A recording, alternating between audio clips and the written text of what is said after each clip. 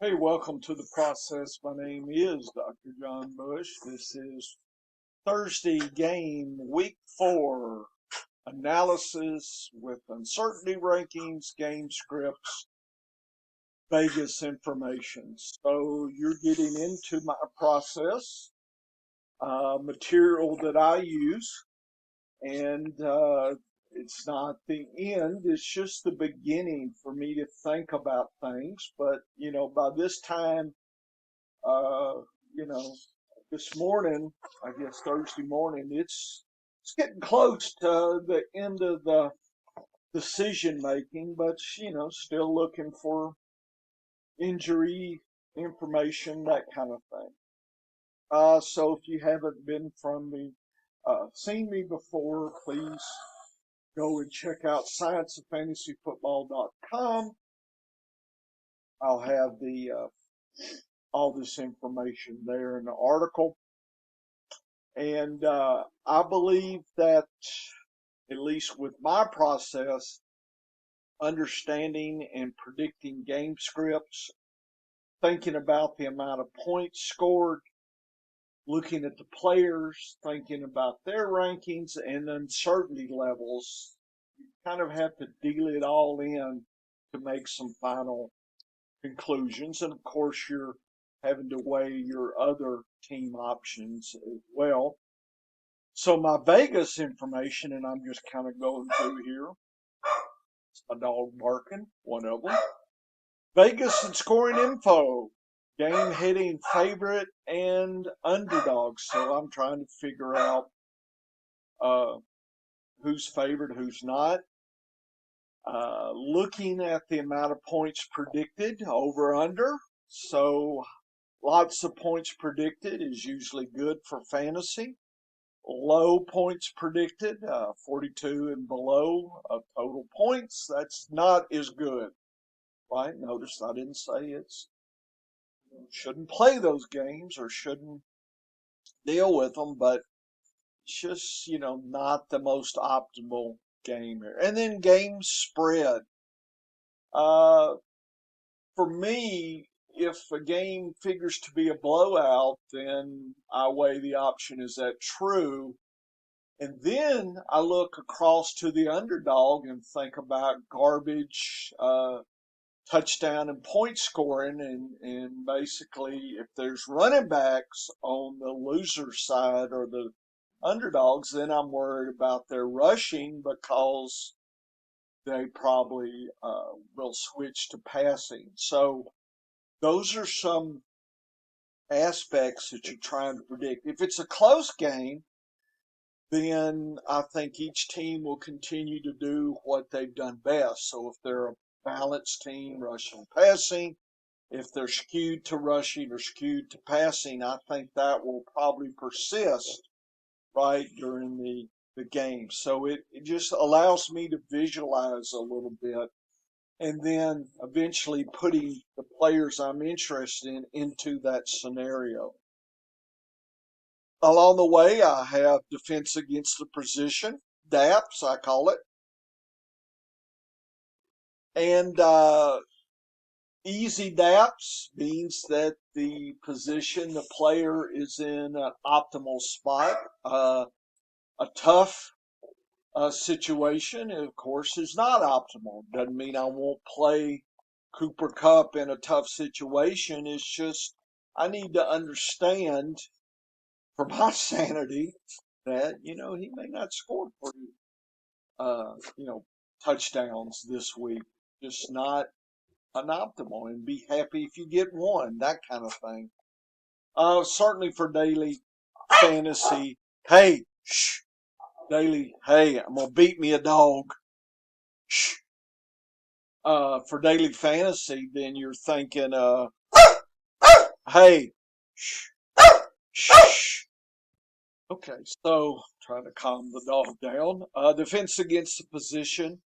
I look at overall defense. I look at all the positional defense.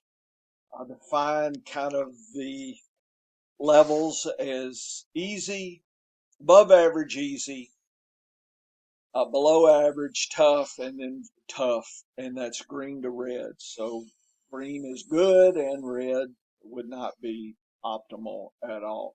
Then I show you the rankings, the player, the team, position, my rankings, my fantasy sports professor rankings, FSPR, and then the uncertainty levels. All my rankings are scaled 0 to 100, so high, low to high, and so that you compare across positions. And then a player is in either three buckets: high, average, or low uncertainty buckets. High uncertainty players have a big range of outcomes. Uh, the, shall I say, the confidence is not as good as I would like it with a high uncertainty player. Players with low uncertainty, the confidence interval, the distance is much smaller, and I'm a little bit more sure about the ranking that I have.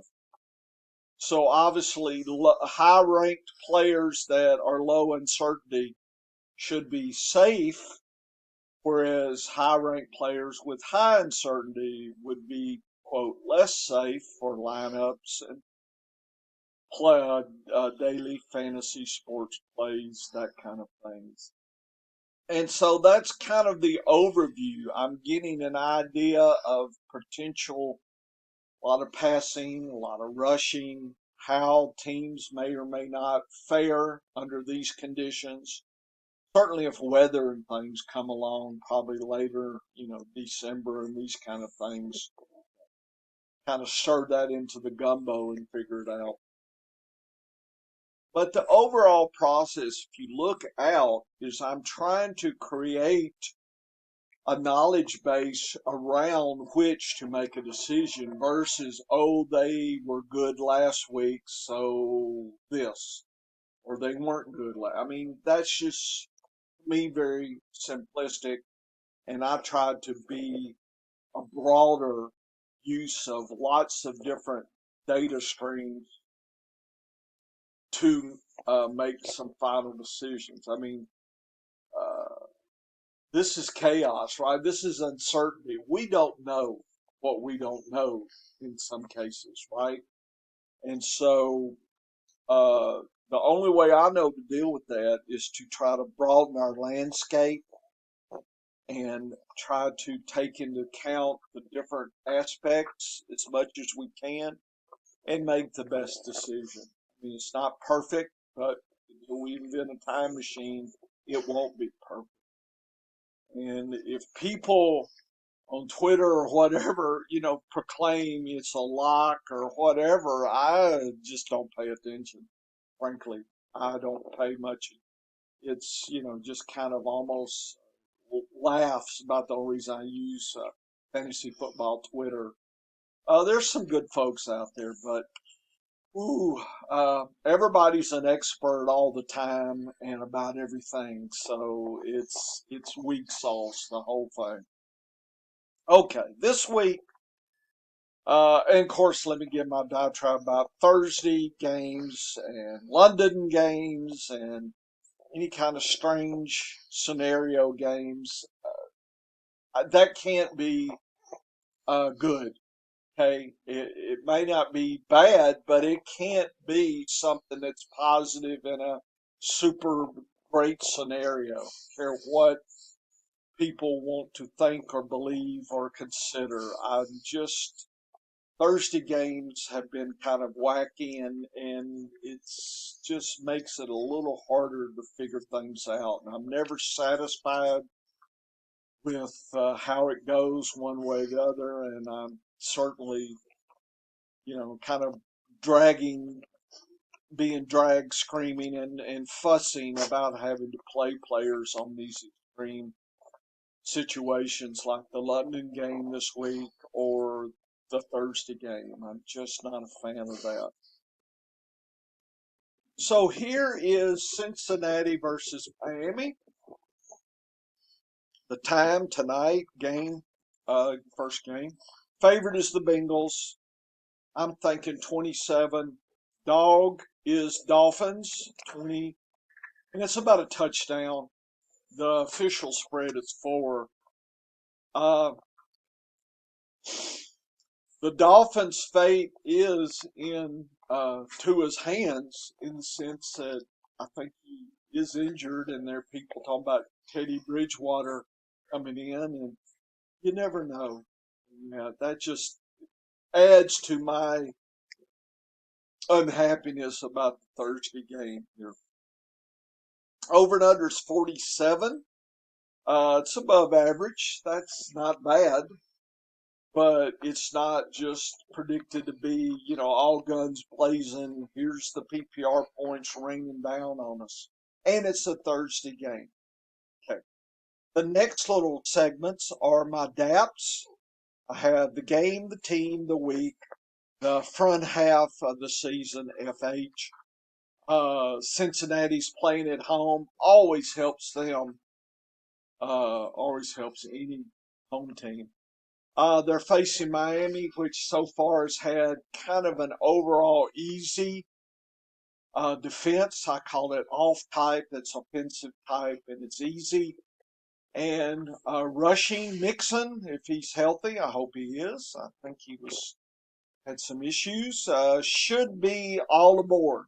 Even P. Ryan may collect some points tonight. Quarterback Burrow should do well, and the tight end should do well this week if they can get him playing. It's Hayden Hurst, but he was a dud last week. Miami has nice corners and has been tough against the wide receivers, but I'm not sure they've faced Chase, Higgins, and Boyd. That's a three-headed monster here, and they may shut down, say, Chase or Higgins, but somebody's coming through, so I think Burrow will still find enough targets here. I wouldn't play the kicker or the Cincinnati D. Those are tough situations. Okay. So, scenario is a balanced situation. There's some running, some passing, kind of business as usual. It's just a Thursday game. Miami really depends. It's an uncertain perspective with Tua injured. The Cincinnati's been a little bit tough. Should be below average, not above average. My bad. It's labeled everything. So it should be a little tough. Rushing last week, it was just they got lucky. Red zone stumbling in Edmonds. I wouldn't count on that every week at all. Tough scenario for the quarterback. Tough scenario for the wide receivers. But Hill, Waddle, you know, I didn't say impossible. I said it's tough. And those guys are the best of the best, and they should come through. The only issue is who's the quarterback. And Grosecki should, no, he will, because his snaps really dropped last week. So I don't know if he got hurt or what was going on. So he should be in the right situation, but I don't know, given the Bridgewater, who if he plays, who knows? Or if Tua plays and he's not 100%, who knows? So to me, Miami plays are uncertain, but you're kind of stuck playing certainly the wide receivers. I probably would move to another quarterback and running backs. The kicker should be fine, and the defense actually has been doing pretty good. That may be a secret play this week, the Miami. Okay. And rankings, Cincinnati kicker looks good. Burrow 80 looks good. Again, remember, the higher the score, the better. Low uncertainty, Mixon's low uncertainty, 63, should be ready to roll. P. Ryan should be ready, but 17 means weak waiting. Hayden Hurst is above 50%, so has an opportunity there to collect. We'll see. And Chase Higgins and Boyd, I may be a little low on Boyd, but I just Chase Higgins. I'm probably playing all three. If I, probably not on one team, I didn't get them, but certainly in a high flex type of league, I'm looking to plug one of these guys in and just be with me. And Boyd, of course, at 42 would be below average, so he's about a wide receiver 4 or 5 this week on average. And hey, but that can be good for a flex. Miami kicker should be okay at 72. Tua, I didn't rank Bridgewater. He'd be about a 20 and be high in certainty. So Tua, hopefully at 70, he's his 70's a 1-2 quarterback, so it's just not an optimal play. I'm not playing any of the running backs. They may score 3 touchdowns. I don't know, but you could play them. I'm not happy with any of them. Bersecki has an opportunity close to average, 47, but very high uncertainty here. Hill, I think, should be great. He should be a solid wide receiver one, but he has a little bit more uncertainty than I would like given the injury and the scenario. Waddle, to me, seems like the best play and low uncertainty here in Wilson and Sheffield. Okay, that's my 10-second tour. Give you an idea.